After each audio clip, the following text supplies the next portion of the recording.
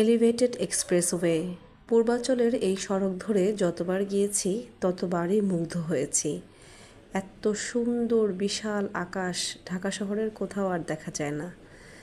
তাই ঢাকার বাইরের এই সড়কটা আমাদের ভীষণ ভীষণ ভীষণ পছন্দ।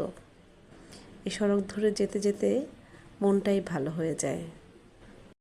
সময় সুযোগ পেলেই আমরা ছুটে যাই এখানটায়। নদী, আকাশ, সাথে অনেক চমৎকার কিছু সময় কাটে আমাদের। বেশ ভালো লাগে। যদিও সেদিনটা শুধু আমি আর টুটুলি ছিলাম। কোলাহল মুক্ত, শান্ত, নীরব, নিস্তব্ধ একটা সময়। দূরের মেঘাচ্ছন্ন আকাশ, নিচে নীল জলরাশি। বসে আছি নদীর পাড়ে। ঘাটে নৌকা বাঁধা দেখে মনে হলো নৌকায় চড়া যেতে পারে। গত কয়েকদিন আগে বাচ্চাদেরকে নিয়ে যখন এসেছিলাম তখনও ভেবেছিলাম ওদেরকে নিয়ে নৌকায় চড়ি, কিন্তু তখন সন্ধ্যা হয়ে গিয়েছিল, তাই আর চড়া হলো না। তো যাই হোক, আজকের দিনটা একেবারেই অন্যরকম, স্পেশাল ডে ফর আস। দূরে ছোটো ছোটো নৌকা দেখে অন্যরকম একটা অনুভূতি হলো, মনে হলো কিছুক্ষণের মধ্যে আমরাও চড়বো। যাই হোক, নৌকায় চড়ে বসলাম।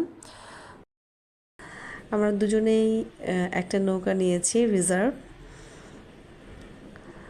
নদী, পানি, আকাশের মেঘ মেঘ, অন্যরকম একটা ভালো লাগা কাজ করছিল।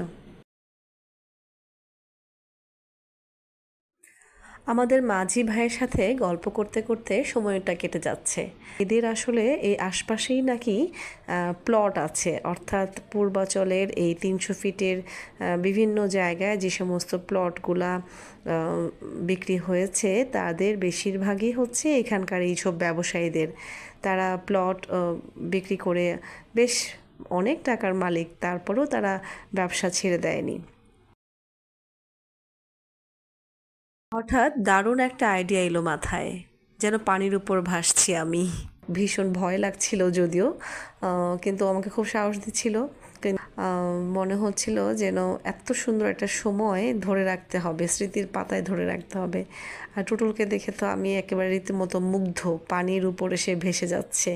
যদিও ভিডিওটা আমিই করে দিয়েছিলাম এবং ও খুব মজা পাচ্ছিল, মনে হচ্ছিল যে পানিতে শুয়ে শুয়ে ভেসে যাচ্ছে।